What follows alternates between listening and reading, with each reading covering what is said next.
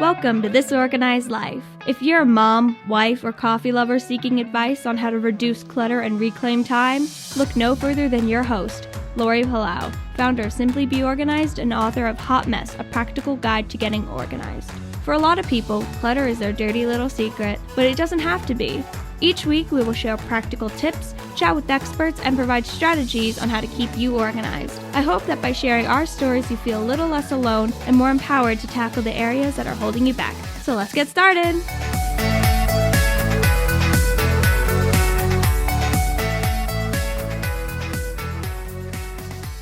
Hi, everybody, and welcome to today's episode of This Organized Life podcast. I'm your host, Lori Palau, and I am very excited that you're here. The sun is shining. Hopefully, we will not be picking it up, but there are people outside cutting lawns. And you know what?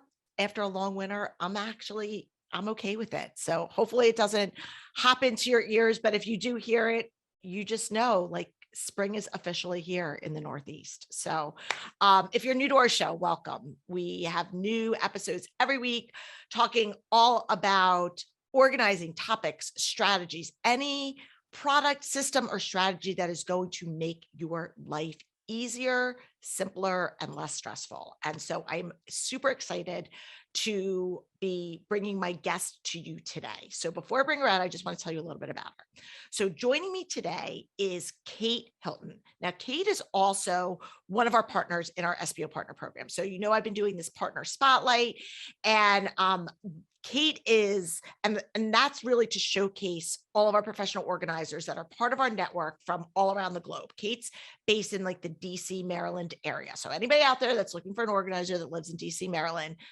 definitely you're going to want to hook up with Kait because she's amazing. But I invited her on the show today because in addition to her hands-on organizing that she's been doing for the past 3 years, she's also pivoted and evolved, I should say, her business, because she's still seeing clients, to a product-based business called Life in Harmonie. And I invited her to talk about it because she's a mom of younger kids. And so one of the things that she was noticing, and she's going to really talk about it, is about trying to get your kids to buy in without you sounding crazy, screaming like a lunatic, all of the things. And so she went on this kind of research journey of her own to try to figure out a system. I'm going to call it positive parenting. But I don't know if that's technically what it is, but a way that she could get her kids to have the buy-in and do some sort of a reward system that wasn't necessarily materializing in stuff, because again, we're organizers. She doesn't want to accumulate more stuff, but getting your kids to have the buy-in and understand, again, the value of teamwork and why you should do certain things and how that kind of translates. So she developed this whole product line and system that I invited her on the show to talk about today. But I also wanted to have her come on and just talk about what her life is like. She is divorced from her husband. So I call it a single mom, but she co-parents with her ex. And there's a lot that goes into that for anybody that's out there. I mean, parenting with both parents in the home is still a lot. And then to try to manage a business and parenting, not to mention a pandemic, and all of those things is a lot. And so I want to really talk to Kait about what her experience is like and maybe share some nuggets of wisdom for anybody that's out there that feels like they're drinking from a fire hose. She's adorable. She's personable. She's an awesome ray of sunshine, and I can't wait to share with you. So without further ado, let me welcome my friend, Kait Hilton, to the show. Welcome, Kait. Hi, thank you, Lori. Hi, everyone. I'm so glad to be here and grateful for the opportunity to come on and just talk with you. Yeah, absolutely. So I gave a real top line overview to our listeners, a little bit about kind of who you are, what you do, but in your own words, just kind of take us through a little bit about your life, your journey, and kind of bring us up to speed. Well, I'm Kait. I'm a mom of two.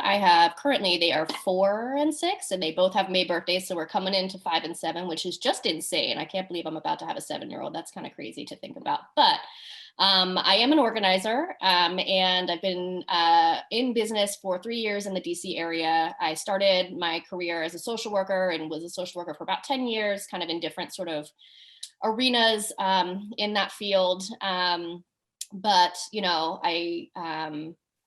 I love all things organizing. I love being personable with people. I think organizers kind of, tend to be really, we get really personal with people. And so I think my past in social work has certainly lent itself very well to this business. Other than that, I was a gymnast as growing up. I competed on the USAG national team, kind of that sort of developed this sort of intense drive in me that kind of has continuously flowed to everything else. So yeah, that's kind of me in a nutshell, I guess. There's a lot to that, but I'm sure we'll dive deep. There's a lot. And I think it's really, I love these conversations, especially with our partners, because I think for anyone out there, we oftentimes just don't think something's doable, or maybe we have something that we feel like we're good at, but is this something that we could turn into a business? Is this something that we could monetize? Or what gifts do I have that I can really share with the world? And I joke about, I remember, and of course I'm dating myself, but I remember back when Oprah still had a TV show, like her regular show on, and she had this one episode in particular that stands out in my mind. And it was like, do something that you're passionate about, do something that you're good at, find your gifts and try to, market that. And I remember going, I don't have something as I didn't have a tangible skill that I thought I was but meanwhile, all of these little, crumbs along the way were really kind of leading me. And when I look back now at things that I did in my life, whether it was hobbies or interests that I had, it kind of led me here. And so I'm always fascinated to hear other people's kind of what you did before you became an organizer. And I think social work really does. And I think you're the first person on our show that was a social worker and has become a professional organizer. Okay. Awesome. And I love it because, again, it is such a relational business. There is such an emotional component that comes in, and to be able to hold space for somebody, especially a lot of times the stuff that people are dealing with has, trauma related to it. So I'm sure you are able to dig deep into your toolbox to help people. Absolutely. Yeah. So you made the transition. So what made you, just to kind of, for anybody that's out there that's listening, that might be going, oh, I never thought I could do this. What made you decide I'm going to make the transition from social work to starting my own organizing business? Because that is scary. Totally. Yeah. Terrifying, honestly. Well, I think, you mentioned the Oprah show and her talking about do something that brings you passion. And again, I was in that same space of I have no idea what that is. I always knew that I sort of wanted to be my own boss and kind of have that sort of freedom to work when I want to, work when I don't, which is ironic because I now work more than I ever have, but in a way that makes me happy, right? So there's that. But I think, it really sort of started, the process started to get more serious and heavily, I devoted a lot of mental space to trying to figure that out once I had kids. And for those of us who have kids, you have kids, and it's there's this crazy internal revolution that goes on of how I've been living up till this point is no longer possible, because these humans are now the world and they have to be. And so at the time I was working full-time, and at that time both my kids were born in Colorado. We were really far away from family, and sort of just had that sort of life crisis of wow, I need some support. The traditional 9-to-5 role as it's set up in our society is not really functional, or it doesn't really lend itself to being able to be a parent necessarily, right? Especially, now that I'm single parenting, it certainly does not. And so I was trying to figure out and follow that breadcrumb trail of what are some things that I'm good at, and can lean into and potentially start something, small and kind of grow it. And it took several years to kind of figure that out and go through that process, honestly. But did you start as a side? I'm sorry, I didn't mean to interrupt. I did. No. Did you start? And because again, that's, I think another thing is that sometimes people think it's like an all or nothing. One of the beauty things about this industry in particular, I mean, I'm sure it's true for many industries, but specifically in the professional organizing spaces, this is something that you could do as a side gig, as test the waters. Even if you have a air quote 9-to-5 job, you could say, I'm going to organize on Saturdays or two Saturdays a month or something, like just to start to get build that muscle, build that reputation, get them that income stream up before you do it. So was that kind of how you approached it?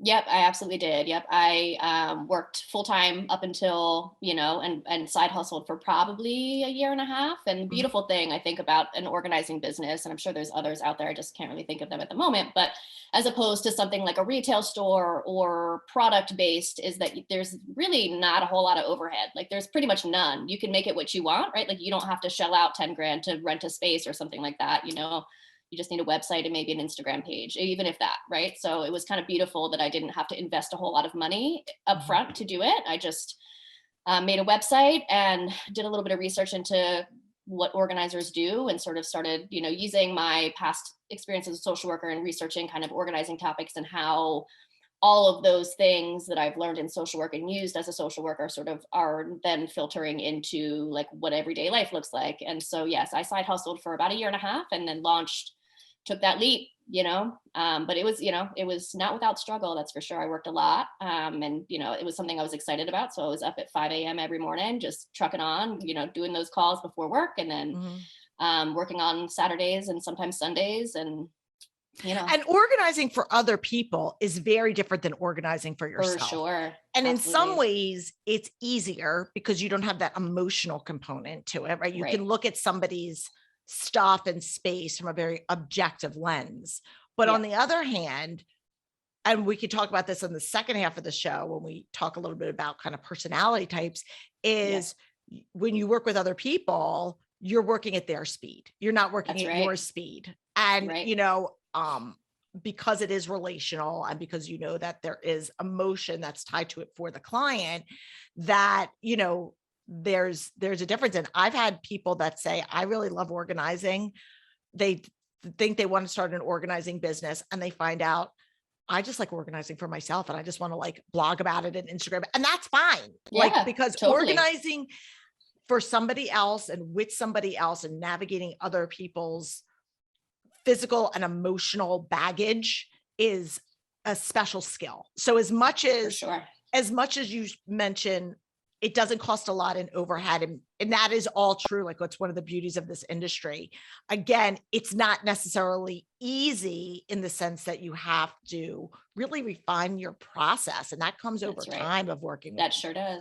Absolutely. And your kids were babies then. Babies, Because I'm just doing the math in my head. Like my kids were your kids' age now when I started. So my kids were like, 5 and 7.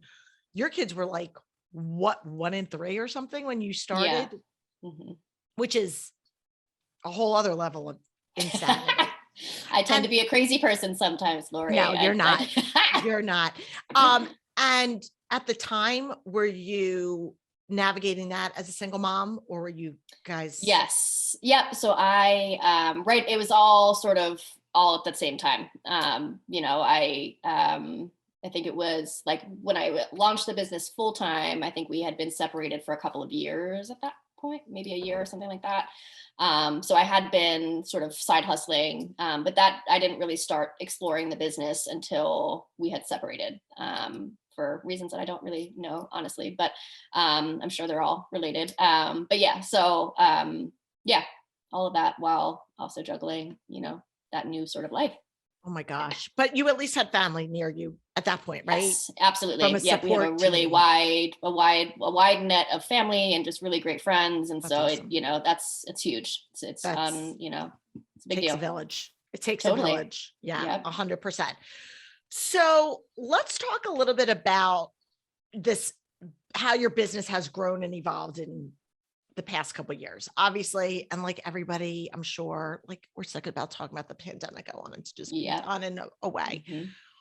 But a lot of good things have come out of this as well, in terms both personally and relationally, but also from people's businesses, how they've grown and evolved. And, you know, like a lot of entrepreneurial ventures, they get born out of solving a problem, you know, that doesn't have a solution, or you can't find one, so you create one. So walk us through, here you are, you know, 2020, your business is still kind of new, but you're probably in a good routine.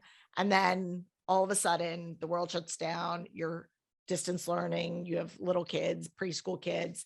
What did your life look like for that, you know, 12 to 24 months?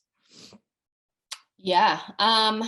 It was tough, I'm sure, as for everybody, right? I think at the time when COVID first hit, I was managing a really large counseling practice right down the street from Capitol Hill in DC. It was a huge practice we had at the time. They've grown exponentially since then, but we had 50 different therapists on staff, 10 administrative staff. And I was there was the owner, and then there was me sort of managing everybody. And it was like, whoa, we had 2 weeks to sort of transition the whole business into a telehealth.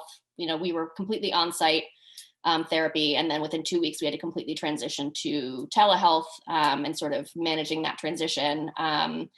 It was too much, you know, and at the same time, completely losing all childcare, no childcare whatsoever. And at that time, when COVID first hit, it was like, we can't go anywhere. Also, like playgrounds had shut down. We couldn't literally go anywhere. Luckily, I had a yard, so that was helpful. But it was tough. And they were little, right? They weren't like, if that had happened when they were the ages they are now, I think it would have been a little bit different, because now they can play together in a way that, like, for hours, it's different.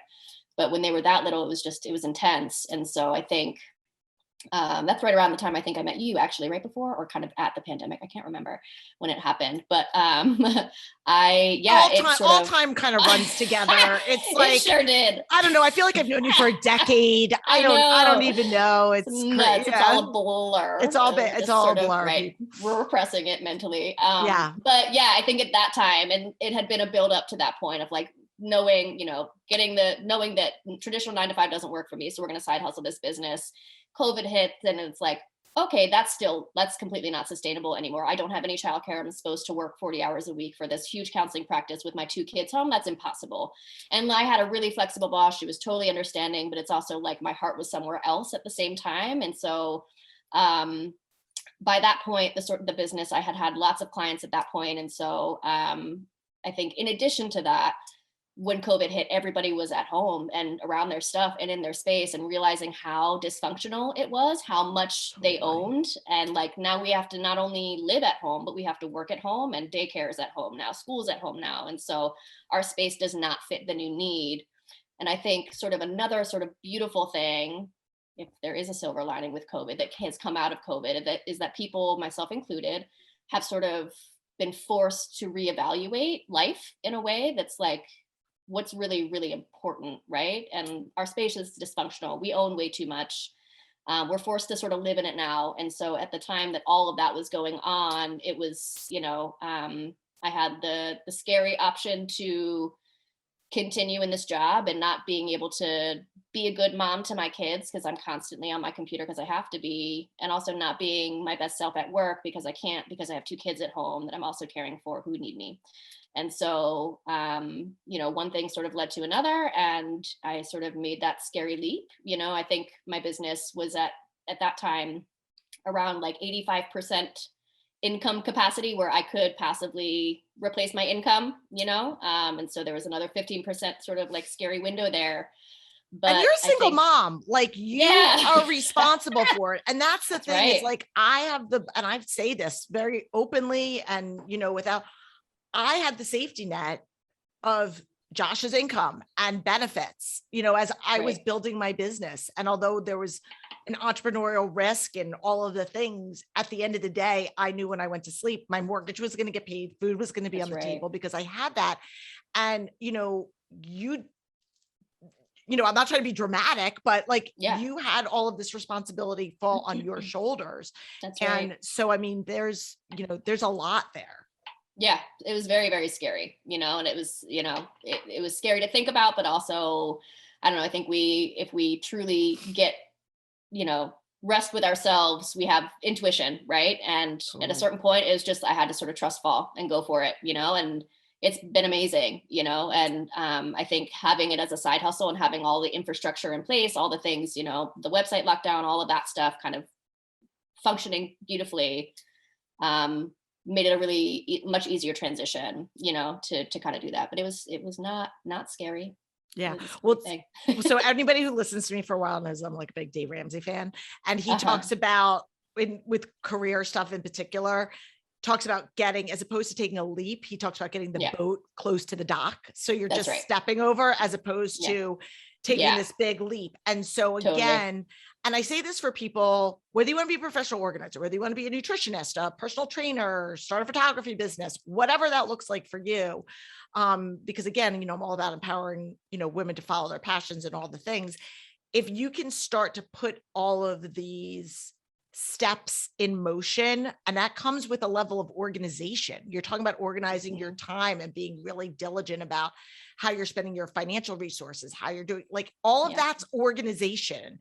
And what you did is laying those groundwork, setting those breadcrumbs in place allowed you, when the time did come that you were like, okay, this isn't sustainable, you weren't at ground zero. You already were there. And Right. so as risky as it was, as scary as it was, there had to be a little bit of a level of like trust and comfort in saying, I know, like you said, in my gut, like I've got this. Yeah. We're gonna make it work. Yeah. Yeah. And I'm a weird person that I truly believe in energy, right? And so, I put so much energy into this and the universe responded in a way that's been really beautiful, so yeah, I'm grateful. I'm lucky, grateful, all the things. So I love it. I love it. Now, the other thing though, that happened, so you were doing all of your organizing, right? So Right. you were organizing people's stuff, helping them navigate the emotional side of things. And then obviously you're not going to people's homes and you're at home with your littles all day long and still trying to run the business and whatnot. Walk us through how, because obviously when you and I were talking, you were talking to me about this, other aspect of your business. And we were talking about it and I was like, this is amazing. And you have to come on the show and talk about this to everybody. So can you just kind of give an overview of what it is and how it kind of came to be? Sure. So I think not only in my own home, but also I've worked with hundreds of clients, and a lot of them are families with little kids. And there's kind of this shouting need, right? It screamed at me, to, I come in and I organize people's spaces and I help them, coach them through sort of decluttering. But then there's this piece after you finish of maintenance, right? And with adults, that's a little bit different because I can have a conversation with you, and kind of dive deep into that. But when we're talking about kids, how do we get our kids to help out around the house? One of the things I always tell, because most of the time I'm contacted directly by moms, right? The mom of the family to help. I always tell them it's not just your responsibility to manage the house. That's not fair. Everybody needs to be accountable for the space. But then it sort of lends the question of, well, how, right? And so I think that's sort of this ambiguous, nebulous thing that a lot of people don't know how to do. And to be honest, I didn't have a concrete tool in my own home either. And I'm a very visual person. So I need to, see something in order for me to be able to sort of implement it, if that makes sense. And I'm also someone who does have ADHD. And so that is hyper important for me to be able to see something, write out a to-do list, but have something visual for me to sort of be accountable to. And so I just kind of felt this incredible need to develop something that is a useful tool for people who have kids, who have families, to help manage the house. How do we teach our kids habits? How do we teach our kids to be accountable in the house? So I put a lot of effort into developing a system for that, which is called the My Token Chart. And it's a system to kind of help families communicate, essentially. Yeah. Yeah. A lot of things. And so like, I'm assuming that Yeah. your kids were guinea pigs, like mine have always been with True. Yeah. with every new thing that I've ever tried. It's like, I test the waters with my family. So so explain a little bit about what the my token chart is, if I could speak this morning. Yeah. No, that's okay. Yeah. So what, from a tactical perspective, is it? And like, what's the goal? Sure. So it's a lot of things. So it's a tool, and I have it with me, so I can kind of pull it up in a second. I brought my sons to kind of give an example of what it looks like in sort of real time. But to kind of walk through the background, it's a lot of different things. It's not just a tool to have your kids do routines, right? I like to think of it as a family communication tool, because I think a lot of times what happens is that there's not an expectation set in the house, right? And when people don't know the expectations, even adults, then it gets frustrating when the expectation isn't met for the person setting these erroneous, expectations. But it's also frustrating for the person who didn't know that there were expectations to begin with. And so I think having a family communication tool about what are we expected to do in the morning? What are we expected to do before bedtime? What are some things that we, are expected to do to sort of contribute to the house?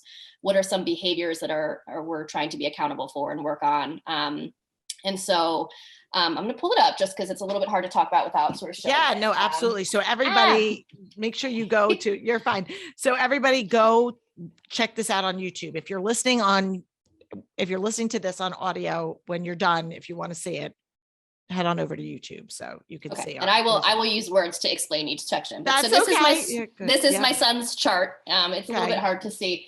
But so he has his own chart. In the morning, we have a morning routine that he does, and that consists of making his bed, getting dressed. He's got to have a clean floor, and he's got to brush his teeth, right? That's the thing he's got to do every morning, and the same in the evening time. And down here, we have worked together as a family to decide how we can earn some extra tokens, right? And so ultimately, the goal of this is we're earning tokens down here at the bottom to get some goals, right? So he gets ice cream if he gets 10 tokens. Right now, he's working towards his 30, which is like a super big boy Nerf gun. He's real excited about that. But so there's sort of an end reward down here that they can choose how much they want to earn to get these prizes.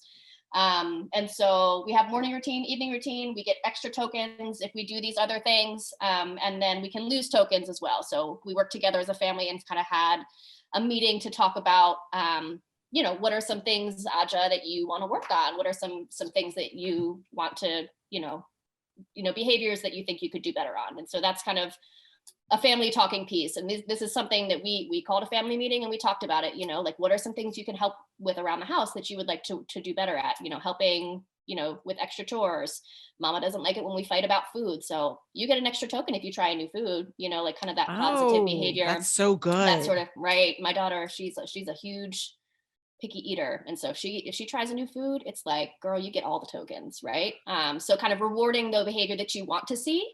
Right? I love that. Yes. Yeah. So if we do a behavior, again, I worked with my son. It's crazy how kids are just so self-aware in ways that we just don't even realize. He's 4, but he, in the car, when we were talking about it, he was like, Mama, sometimes I hit and I don't like that I hit. And so that's, I think, something that we can add to my token chart. If I do that, I think it's okay for me to lose a token. I'm like, girl, you are 4. But like, oh my gosh. I know, yes. But like having it makes them aware, and it makes them aware with consequences. That's right. Good and bad. And that's, yes. Yeah. Yes. And that's the other thing, right? I think, it's a family communication tool where we have this family meeting. We talk about all the things that we're going to do, the expectations that I have. If you do these 4 things in the morning, you get to go give yourself a token, right? But also if you say mean things or you hit somebody, you're going to lose a token, and like, I think that's a big thing that parents struggle with, is like the consequence piece. And so I think a lot of times what can happen is you see a behavior you don't like, there's nothing to rely on. And so you throw out the whole kitchen sink of like, okay, in this moment of like frustration and anger as a parent, you're like, you get no tablet time. You're also not going to get that show, and you can't have any friends. And it's like, those aren't really tangible things that your kid's going to understand, because it's kind of in the future. Right. And also I kind of needed that 20 minutes of tablet time to be able to do the dishes without you running around. Right. Like, that's the other thing, is sometimes you're cutting off your nose to spite your own face. That's right. I mean, I don't know how many people are out there that have, raise your hand if you've ever done a veiled threat to your kid where you said, I'm going to do that. But I love that. There's so many things about this that I love. I love the fact that like you said, it opens the door for communication for everybody, so that it is clear expectations. Because that's one of my biggest things that I talk to with couples, with families, with whatever, is what is that clear expectation? So I love that. I love the fact that the reward is specifically the reward, or punishment, I guess, I don't know if you want to say, is specifically tied to that action.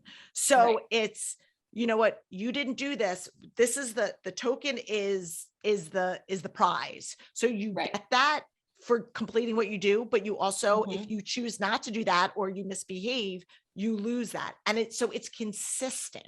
I love the consistency of it, because I think it's, again, I'm not a licensed therapist or social worker or anything, but I love the fact that, I mean, kids thrive on routines and consistencies, and knowing this is the consequence if I choose to do or not do something. That's the thing. And for so many kids, and, you know, we could talk about this, is, you know, a lot of times it's just a power struggle. You know, I have one of my kids are grown now, but I have one kid that it was like total rule follower, very easy to parent. And I had another one that was stubborn and would test the waters to no end. And, and so for me, it was having language. And this is, I wish I had this tool, but I remember going, here's the consequence. Like, you can do this, or or if you choose not to. So you're allowing them to still have a choice. For that stubborn kid, you can choose, if you want to choose to misbehave, or you want to choose to not do your morning chores or whatever it is, that's your choice. But the consequence is you're going to not get this. And so they still have that ownership. And I love it because it forces them to have skin in the game. Yeah, absolutely. And I think it's helpful that they sort of get to be a part of that process of deciding how we do these things and what are the important things that we do need to work on. But it also sort of affords parents the ability to sort of be neutral in a way that maybe they hadn't perhaps been able to, because there was this sort of built up, we didn't set up expectations, and I'm really frustrated now because this action has happened and I didn't, you know, there wasn't a sort of system for me to be able to rely on. And so in those moments where it's like, you know, kids do need control over their lives to an extent, especially depending on their age, right? That sort of, I think, increases, which is terrifying, but also they need a level of control over their lives, right? And so choices are huge. You can choose to do this or you cannot. That's you. That's your choice. This is the choices. There's 2 of them. So pick one and you get this awesome thing, or you cannot and don't get it. And I'm fine either which way. But like, I now as a parent can remain sort of neutral and less emotional in those moments of like those sort of big buildup things, right? If we're doing a sort of negative behavior that is, you know. I love it. I love it. We're going to take a quick break. We're going to come back. I want to kind of pick up the conversation and kind of just talk about how some of you, our listeners out there at home, could apply this, and maybe some specific examples. I know you touched on a few, but some specific examples of kind of how they can incorporate that with some of the areas that they might be struggling. So sit tight, everyone. All right, Kate. So we're talking about your my token chart, correct? Right? Is that what it's called? My token chart. I want to make sure it was. And again, it's broad stroke enough that I feel like the parent at home could, you know, customize it to whatever the areas that they're struggling. So it could be specifically about, you know, cleaning your room, or, you know, helping with the dishes, or taking out the trash, or, you know, what we would, you know, deem as like your traditional household chores. But it could also be other things too. It could be tied to, you know, schoolwork or responsibilities in other areas. When you were creating it, and obviously you're a mom of littles, and so you're very much in that mode, right? So what are some specific areas that you think it could be really beneficial, or that you've seen it be beneficial with not just your own kids, but maybe some of your clients? Sure. I think, you know, it developmentally, kids are all in different spaces. And so my 4-year-old's very different from my 6-year-old. My 6-year-old's kind of a breeze. Like, we don't have the sort of angry outbursts, you know, that my 4-year-old does, just because he doesn't have the words to express. And so it kind of builds up in that way. But she struggles with trying new foods. She's very picky. And so that's a way that we've kind of talked about it, in terms of, you get a token if you try a new food. And if you try something that's really sort of icky, or that would have been icky, you get 2. Like, you can kind of customize it. If they do something really great that you're super proud of them for, it doesn't have to just be 1 token. I think fighting about homework, you know, my daughter loves homework, so that's not necessarily an issue for us, but I know that some of the families that I've worked with, it's a major issue for them of just getting the kids to kind of sit down and do homework. And so that can be both a positive and a negative, right? Like if you sit down and you finish all your homework without arguing, you can get a token. Or if we have a fight about homework, then we're going to lose one, right? Because that's just part of life. We have to do it. And so I think what's beautiful about it is that it's a dry erase poster. So you can kind of erase it as the change, as you evolve as a family, as they get older, you can kind of add to it. I'm thinking bedtimes, like in my head, I'm thinking bedtimes. Like if you go to bed with that, like again, my kids are older. So yeah, and they're both like me. They like sleep, but I remember those days where it's like, please just go to bed, especially if like I'm tired, which is like all the time. You know what I mean? Yeah. Like if you go to bed without a fight, if you do, if you brush your teeth, all of these like day-to-day things that just, definitely play in. I think it's amazing. Yeah. And so now you've not only implemented or instituted this in your life and in your clients, this is something that like people can go and buy themselves. That's right.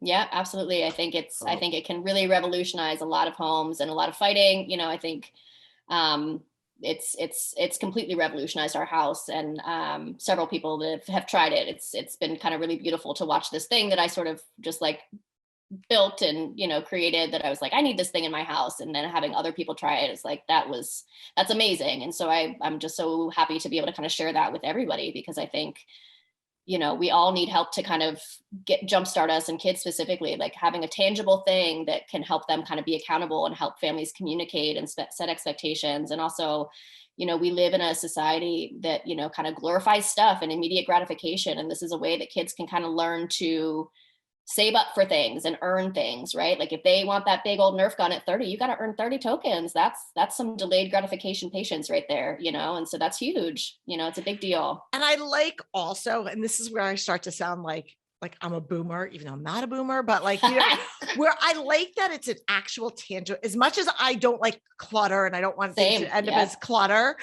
Sure. I like that it's tangible, because again, we live in this digital society where everything is Venmo and paid electronically, or what I mean? So you don't feel like the reward of being handed like actual money, or letting money leave your hands the way that we did, where it's like, oh, okay, charging, Venmoing somebody $10 and actually taking a $10 bill out of your pocket has a different emotional pull. I mean, and that is just a fact. And so I love that the token, they have this like physical, like I've earned something, versus, and now I have to lose it. I have to let it go away. As opposed to just being out in the interwebs. That's right. Totally. Yeah, no, they get so excited when they get a token. There's something about like the noise of it, or I don't know, just the tangibility of it, to like move it from the regular sort of stock jar into their own jars. Like they get so excited. I was going to say, okay, now you have to have, and if you don't, we're going to have to add this to the thing. Do you have like a token corraler? Okay. I do. So I was like, you don't want to have tokens, because we don't want parents to have tokens all over No. In the couch cushion and dogs choking on a token and all that. So where do the tokens? No. So the kit will come with, I'm calling it a kit. So it's a kit that will come with it's a kit. Yeah. It's a kit that will come with a poster, a dry erase marker, and then you'll get 30 tokens with it. And then you can kind of choose your favorite jar. This is my son's jar. I love it. So this is something, we got it at the thrift store, right? Like it was $1, but you get 30 of these tokens with it. They're just like tokens. But what I love is that I really wanted to also sort of, if we're talking about like adding to the stuff of the world, is something that I'm super conscious of. Just obviously we do what we do for a living. And so I wanted to source tokens that were kind of sustainable. And so the cool thing about these is that they're plastic made from potato peels. And so the company like goes around to like local restaurants, and just like after they like skin the potatoes, they just like pick up a whole bunch of them and turn them into tokens, which I thought was just so cool. I know. Are you kidding me? No, I'm not kidding you. I totally did not know that, but that's insane and amazing. I know, it was important. So it's just important to me. If I am going to be contributing to stuff in the world, I want to be responsible about it. So somebody's going to think that they're edible. They're not edible though, people. They're not edible. Just because they're made from potato skins does not mean that they're edible, for heaven's sake. But I love it. So we're going to have links at the end, but just tell everybody now, if they're like, oh my God, this is amazing. we'll plug it away again, but where do people go if they want to learn more about this? Yep. So they can go to my website, which is Harmonie DC. So it's Harmonie spelled HARMONIE. So no Y, DC.com/my token chart. And, yep. And again, there. We will have links to everything. So there's no, you don't have to worry about it, writing it down. And how much is the token chart? What's the price? So it's $31.99, and it comes in 3 different colors. So you can have, your kids. My daughter was like, I want pink. I'm like, fine, I'll make a pink one. So we have blue, pink, and then like a neutral color for, that purpose. Awesome. So, yeah. I love it.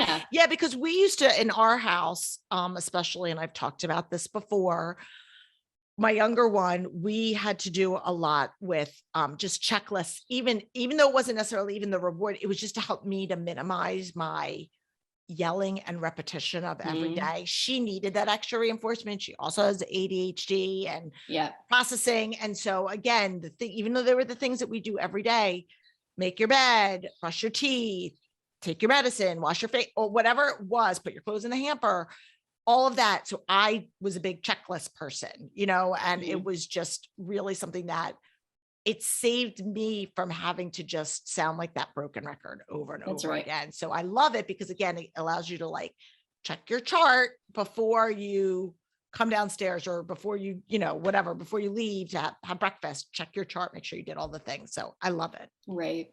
And those things I think are now, like, we've been doing it for several months now, and those are just, they're second nature. They already know, like, they know, they don't have to look at the chart anymore. They just know, they know their routine and they get a token. So I was going to say, so what is, like, have you noticed a significant change in kind of your routines? Yeah. Maybe just kind of talk about that a little bit. Sure. Really important. No, I was kind of actually shocked when, once I did the whole thing, right? Like I initially had it on like those big Post-it sticky poster thingies as like just brain space. And like we started there.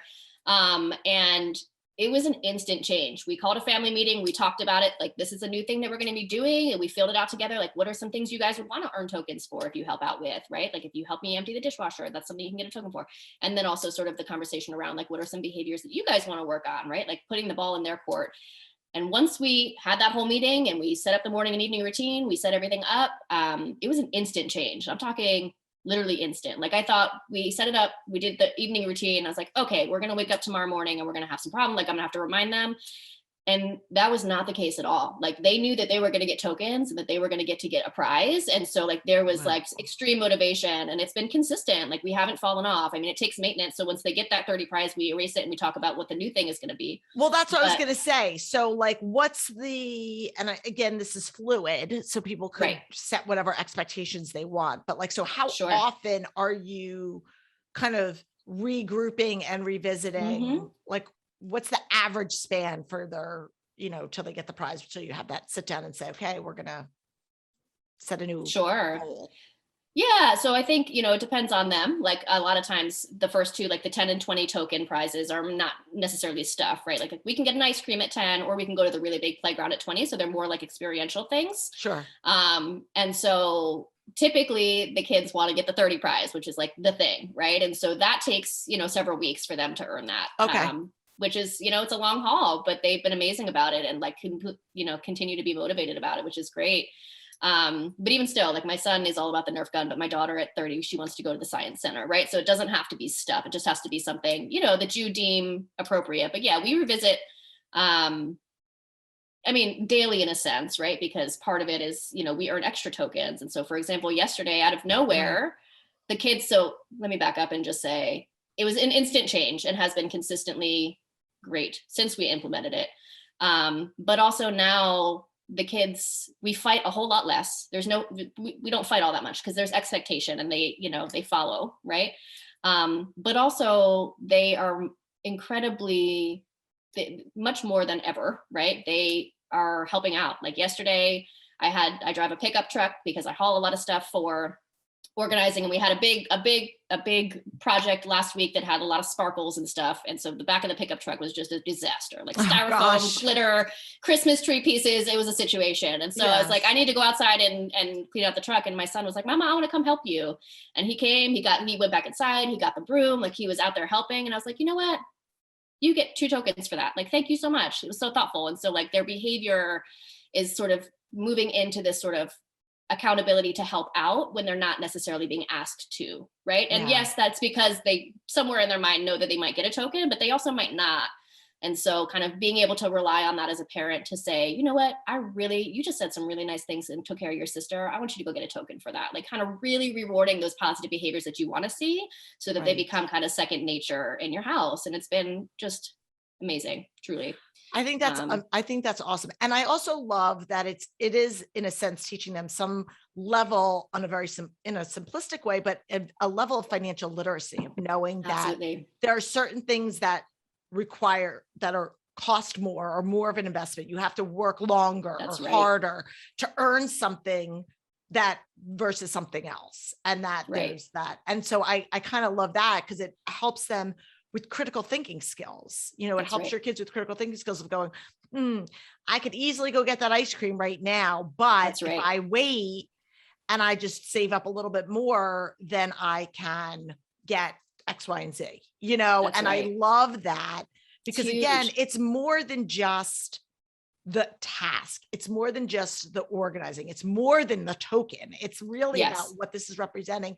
And it's, I just think so many good things about this. And I think one of the questions I was going to ask was kind of what you had envisioned, you know, because I can think of adults who would love to implement this for their spouses, you know, you know, maybe it's like sexual favors that are like, here, you get this. This is what you get for sure, you know. But for kids, you know, what age are you saying, you know, because your kids are young, like, what are you thinking this is going to be the sweet spot for this? Sure. I think the sort of ideal age range would be 4 to 10, roughly. Yeah. You know, I think pre 4 years old, it can be a little bit tricky because you're kind of in that toddlerhood. Kids don't necessarily have the words or wherewithal or sort of emotional intelligence to kind of process some of the bigger stuff. And so I think it, you know, 4 is kind of the youngest that I would recommend. And then, you know, up until 10, 11, even like preteen, you know, I think post that there might need to be like a little bit more of a structured, like, these are the chores that you're responsible for consistently, right? Not sort of just this morning and evening routine. But I think 4 to 10, you know, 4 to 12 is kind of the sweet spot. Well, and hopefully, again, if you've done this, right, if you're able to kind of start to develop these good habits younger, then when the kids are teenagers, it's again, you're getting the boat closer to the dock. Then when you're all of a sudden saying you need to be responsible for X, Y, and Z, it's not a complete shock. They have that level of what expectation is, what teamwork is like, what, you know, how to balance their time and their, you know, budget things and all of the other kind of, you know, satellite bonus things that are coming from actually doing this. So I love it. Okay. So I want to switch gears because I think a lot of what I was thinking about, of course, as you're telling this, or my wheels are turning about how different personality types are will respond to this. So for anybody that is new to our show, a lot of the work that I do has to do with understanding personality through the lens of the Enneagram. So the Enneagram talks about what your internal motivation is, and there's 9 different personality types. There's 9 core types, and each one has a different unconscious motivation. And so that's kind of like the why you do what you do. So as you are sitting there talking, I'm thinking about, you know, my why for doing something as an Enneagram 8 is very different than somebody else's why as a Enneagram 2 or whatever. So we've talked a little bit about this offline. So tell our listeners, do you know your Enneagram type, or you're still in the fence? I'm not officially, right? But after reviewing them, I think I fall between the 3 and 4. Like, I have traits on both. And so I think I'm kind of in that sort of realm of Okay. Personality type. Okay. All right. You're gonna have to diagnose So me, I Lori, a will. little Okay. bit. So let's, I'm happy. Diagnose okay. me. So let's do like an unofficial kind of typing here. All right. So the threes, just to let people know, so threes are known as the achiever. So I'm going to just talk a little bit about both characteristics and you can see if any of this kind of lends true. So threes are known as the achiever. So the unconscious motivation for the three is that your worth is tied to your work, right? So like if you are thriving in, your profession, like that is like your value. Like threes are achievers. They are intuitively, they are really, even though people say you shouldn't multitask, threes are the one type on the Enneagram that really can juggle multiple things well. They are all about efficiency. So they are, what is the shortest distance to get from point A to point B? Even if that means that I haven't checked every box along the way. If I can get there, let me find the shortcut to get to the end result. And I can always like go back and fix it later. Whereas, for example, like someone like an Enneagram 1 is a perfectionist and they have to dot every I, cross every T before they do it. Like very, very step driven, where a 3 is like, oh, that's the finish line. That's where we need to go. Let's just figure out how to get there. We'll take a shortcut through the backyard to get to where we need to go, kind of thing. I also, threes are what I call shapeshifters. Threes have lots of different groups. And because they are very in tune with what other people want and need, they are able to show different parts of their personality, not inauthentically, they're authentic, but different parts of personalities to different groups. So like you could have 5 different groups, like your work friends, your mommy friends, your friends from childhood, and they don't, threes typically don't commingle their friend groups, and those individual friend groups see like a different part of you. Like they're all real parts of you, but like you give them what they need. Where like I'm an 8 and I am consistent in work, in life, in parenting. Like what you see right here is what you get all. But a 3, and my husband's a 3, like his work Josh is very different than home Josh, which is very different than parenting Josh, which is, yeah. So again, he's not being fake. It's just, he's showing a part of his personality that group needs. So that's a little bit about 3. One other thing about 3. So threes, also their orientation to time is the future. So what that means is you're very much forward thinking about what's next. And there are 3 different orientations to time: past, present, and future.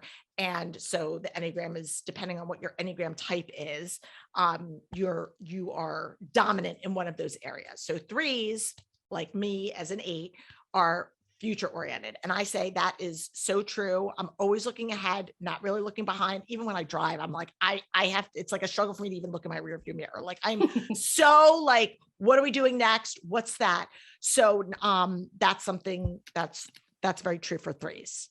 So I don't know if any of that resonated with you. I'm solidly in the 3. Yeah, I think the only thing, I'm a shapeshifter for sure, but I think I'm a consistent shapeshifter. I think my interpretation of it was that that I have the ability to sort of be a chameleon, right? Like yes. My friend groups, they all intermingle because I am very just, I'm myself, but I do have the ability to connect with a lot of different kinds of people authentically that I think some people just don't necessarily have the ability to do. Yes. And so, I think that all sounds very true. And very me. All right. So let's just talk about the 4s for a little bit. Okay. And again, 3s and 4s, they share a line because they are right next to each other. So you could be a 3 with a 4 wing or 4 with a 3 wing. One's going to be dominant. There's a little bit of every number in each one of us. It's just which one is the dominant number. What is really the unconscious motivation? So now 4s are known as the individualists. They're also sometimes known as the romantic, and their unconscious motivation is to be different and unique.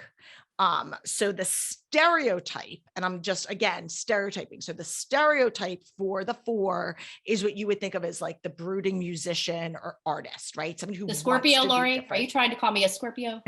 Yes. And so the 4s, where they are different is they actually, where 3s are really efficient in their time, 4s a lot of times, because they're very they're very feeling dominant all the time. They get caught up in things and often like lose concept of time. So they usually need a lot of external support, whether that is setting checklists, alarms, reminders, having an assistant, having somebody really help them to put bumpers in place for strategies of time management, because a lot of times fours struggle with that. Their orientation to time, and this is like a big difference, is their orientation to time is the past. So your fours are going to be your people that are going to, and a lot of times fours will struggle with emotional clutter because they are very feeling dominant, and they stroll, everything has feelings. Like they'll stroll down memory lane and they can remember this and this, you know, I remember where I was when I wore this t-shirt, and, you know, like when I bought this thing or whatever.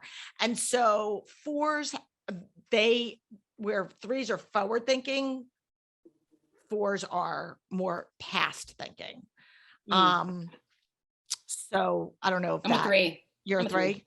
Okay. Yeah, I don't struggle with that necessarily. I mean, I do need those sort of buffers because I am ADHD. And so I do rely on I do have a team of assistants. I have an administrative assistant that I have to give that responsibility up, but I'm very future oriented, definitely very tied to my work. So I think three's the ticket. Yeah. I think there you go. And you probably have like a good four wing. So like you can lean on, that's what my husband is. And he's a three with a four wing, and he's got like that creative element, but through and through, he's a three. So there we go. So I'm curious now that we have uncovered that you are an Enneagram 3. How do you feel about, because I'm always curious, like, how do you feel about physical clutter? Like, is there, when you are surrounded by that, if you walk into a client's home or you walk into your house and you've been in a crazy season, so there's like maybe laundry out or toys or whatever, what does that look like in your space, your mental space, and how do you respond to that? Sure. That's huge for me. And I think I'm somebody, I think we all sort of are on a spectrum of like how affected we are by stuff, right? Some very aware, some not aware, but are affected by it and they just don't know it. I'm very affected by it. And so especially with being ADHD, it's like hyper, right? And so if my space is cluttered, everything is cluttered, I can't physically have the mental capacity to set up my to-dos. It really affects everything. And I think that sort of lends itself to, I think, why I am great at what I do, is because I can walk into a client space, physically feel the overwhelm in terms of just like bubbling anxiety. And of course, this is, all from a place of love and no judgment, right? Oh, I think, absolutely. 100%. But I can physically feel it in a way that is sort of creates a level of immediacy to handle it. And also with the skill set coming with it of like, here's where we are. It's not saying this to the client, but it's kind of a big deal, right? And so this is where it could be kind of having the vision of like, if I were to live in this space and what I would want it to look like and be like, right, and be functional, I have an end goal, right? And kind of being able to sort of feel it and see the destination and kind of also then be the sort of vessel to get it there, I think is really beautiful, and so to summarize and answer your question, I'm very affected by my physical space. It's a big deal for me. And so and that's very common. Your response is right on brand for 3. So just so is that right? Yes. Good. All right. We found it. We figured it out. There you go.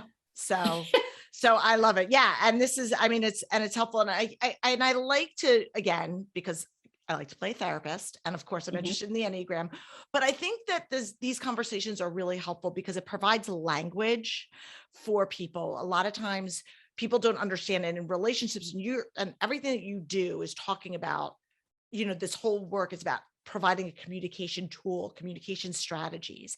And a lot of times we don't have the language to articulate how clutter makes us feel.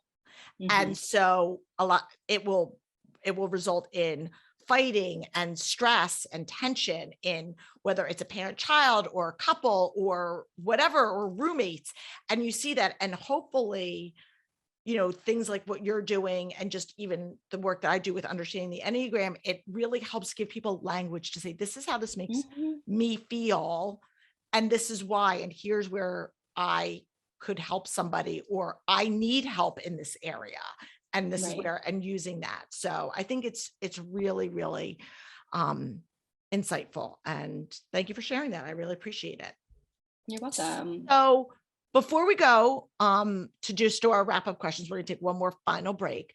Tell our listeners again, whether if they're in the DC area and they're like, hey, I need an organizer, I need some help, or I want to learn about this stuff. Where's the best place for them to connect up with you? Social media, website, all the things. Sure. So the website is www.harmoniedc, and that's spelled HARMONIEDC.com. That's kind of like the hub. So you can go there, and there's a whole bunch of links across the top if you want to become a client for on-site work, virtual work. And then also the My Token chart is also there. So if you want to specifically go for that purpose, you can go to harmoniedc.com/mytokenchart. We are on Instagram and Facebook. And so for those two platforms, it's at Harmonie. And again, it's spelled HARMONIE_organizing. And you can find us both of those places. So cool. Yep. And we'll have links to all that. And of course, you can also go to Simply Be Organized because Kate's one of our partners. And so you can always find her with us as well. So thank you again. So we are going to take our last break, and then we come back, just put you in the hot seat for our final wrap-up questions. So sit tight. All right, Kate, this has been so much fun. I loved learning about all the work that you're doing and just your backstory. I just love hearing how people have gotten to where they are and just really understanding their journey. So thank you, thank you, thank you. So we always ask our guests a few questions, and I've added a new one for our partners. So this is a newer one for us. So for our organizers, I'm asking, what organizing product are you loving these days? Is there a specific, not that we're product pushers here, but I think everybody loves to know, like, and it could be anything, like it could be a digital thing. It could be my token chart. But you know, what is there a specific something that you're using that is like, this is a lifesaver for me? So many things. Well, my token chart, first of all, but I think, you know, the more I do this, the smaller my sort of product recommendations get, just because after you do it for so long, you know, it works, you know, it doesn't, right? Like there's no time for sort of those other erroneous things. But one product that I absolutely love, and it's a bigger product, but I love it so much and I can't recommend it enough, is the Alpha closet systems. Like they are my bread and butter. I love them. You know, I've had the experience I've developed or designed probably at this point over 40 Alpha closets from scratch, just kind of walking in, taking measurements, seeing what the need is, and sort of developing those closet systems. But also I've had the incredible task of taking, you know, clients who have moved or have an existing Alpha system in their homes already, and kind of realizing that it's not functional the way it's set up, and redesigning it, adding new things to kind of clip in to make it functional. So I think that's one of my favorite things, is just, I love how easy it is. You know, I don't install it. I have a handyman who comes and does it for me. David is awesome, but it's literally like 3 or 4 screws in the wall, and that's it. And everything else just kind of clips on. You can move with it. I've had a client who's had Alpha for 20 years. And so I moved her last summer, and all of those pieces over the 20 years she brought with her. And I kind of looked at it and figured out, all right, now we have this huge walk-in closet. What of this can we use? And then we needed to add some things. What can we add to it? I love that. That's right. Yeah. I love Alpha. It's great. It's not a terrible price point. And it's totally flexible, you know. And you're welcome, Container Store, for just getting that free plug. So exactly. Okay. So now, I love to talk about books. So I don't know if you're a reader or not, but I selfishly ask this question because I'm always looking for new inspiration. But is there a book? It could be a business book. It could be a parenting book. It could be just like a fun fiction book. Is there a book that you recommend, something that's helped you over the years that you is either you go back to or that you refer to other people? Yeah, I would say one of the, you know, I've done a lot of sort of self-development and sort of parenting, but also business books. But one of the more recent ones that I read, sort of, I'll tell you why I love this book, but it's called We Should All Be Millionaires, and it's geared towards women in business. But one of the things that really hit home for me about this book was sort of the giving yourself, because I am also a huge Dave Ramsey fan. And, you know, with Dave Ramsey, it's not penny pinching, but kind of penny pinching, right? Until you get to a certain point. But what I loved about this book is that it gave me sort of permission to outsource, right? I think that's something that I know a lot of my clients, like they call me and this is like this is a service that a lot of people don't pay for, right? And it's sort of outsourcing a need, which is hard for people to give themselves permission to do. But one of the things in this book that was, that really hit home for me is like, girl, you need to get some help. Like, get 5 hours a week of a personal assistant, outsource some of the things that you don't want to do because you're overwhelmed. You have way too much on your plate, and it's important to have quality of life also, right? And so how can you, if you don't already have the disposable income to do that, what do you need to do to make that happen? And so it kind of gave me the permission to hire a personal assistant 5 hours a week and spend that money every month and just add that to the amount I need to make the sort of budget. I love and that. It's been great. Like, that has been just a huge sort of mental shift for me to give myself that permission to sort of outsource the things I don't want to do. Permission is so huge. Permission is so huge especially for women. For some reason, we have these stigmas that we need that. And we see it all the time with our clients when we're working with stuff. But again, when you think about it as business, or even as if you're a stay-at-home parent, and it's like, I remember being like, I can't go hire a babysitter so I could go work out. Like, that's just prideful and stupid. Like, and really it was just in hindsight, and I'm not calling anybody else stupid, I'm referring to, but I'm just saying, like, these like narratives. So I love that. Thank you so much. And of course we'll link up to all of that stuff in our show notes. And then our last questions that we ask everybody is, where in this particular season of your life do you feel the most organized, and where do you feel like a bit of a hot mess? And again, this could be personally, professionally, whatever. Yeah, sure. It's an evolving process, but I think, I have the kids on lockdown now. So like, we're super organized in that realm officially. I think that the sort of thing, and it's sort of ever evolving and sort of constantly changing, that is, room for improvement, is just the management of the business, right? It ebbs and flows, and kind of how do I continue to have my very firm boundary walls up? Because I'm a person who, in the past, used to sort of overextend myself and get to that point of like overwhelmed burnout, just because I have a hard time saying no. And I don't, I want to help everybody. I want to be helpful because there's such a need, but sort of, managing that sort of flow of onboarding new clients so that I'm not overwhelmed and that I'm not disrespecting the firm boundaries that I have. If I don't work on Sunday, I don't work on Saturday, I don't work after the kids go to bed. Kind of really managing that piece is sort of less and less, but still like consistently a struggle. So. I think for most entrepreneurs, and I appreciate you saying that, and it is, I think it is a struggle to always maintain boundaries, but especially when you're an entrepreneur and your business is an extension of who you are, and trying to set those, like, I'm not going to work on these certain days, or I'm going to not answer email after X time, or whatever it is. I think it's so important. And I love that you said that, because I think that's a really big, I think it's a work in progress for most of us. So I appreciate it. Kait, this has been so much fun. Thank you so much for coming on our show, for being part of our program, for taking this system that worked for you and sharing it with the world. I think that's amazing. And I can't even imagine how many people are going to benefit from this. So I'm excited to see how this takes off for you and the business. And thanks for coming and talking about it. And for all of you out there, thank you so much for tuning in. Again, if this is your first time listening, make sure to click the subscribe or follow button wherever you are. New episodes are dropped every week. We have a ton of back catalog. So if there's something that you want to hear about, chances are we've already talked about it. Or if there's a topic that you'd like to hear about, feel free to shoot us a DM or email us info@simplybeorganized, or we're all over social media at Simply Be Organized. Until next week, I am Lori Palau. Peace out. Thanks for tuning in. If you like this episode, please spread the love by sharing it with your friends. And if this is your first time tuning in, make sure to click the subscribe button wherever you are listening so that you never miss an episode. And while you're there, please leave us a review so other people know that our show is worth the listen. Head on over to YouTube and make sure that you follow us there as well. We record interviews, videos, and conversations with all of our guests. And again, if you want to learn more about our product offerings, feel free to visit us at simplybeorganized.com, where you can connect with me.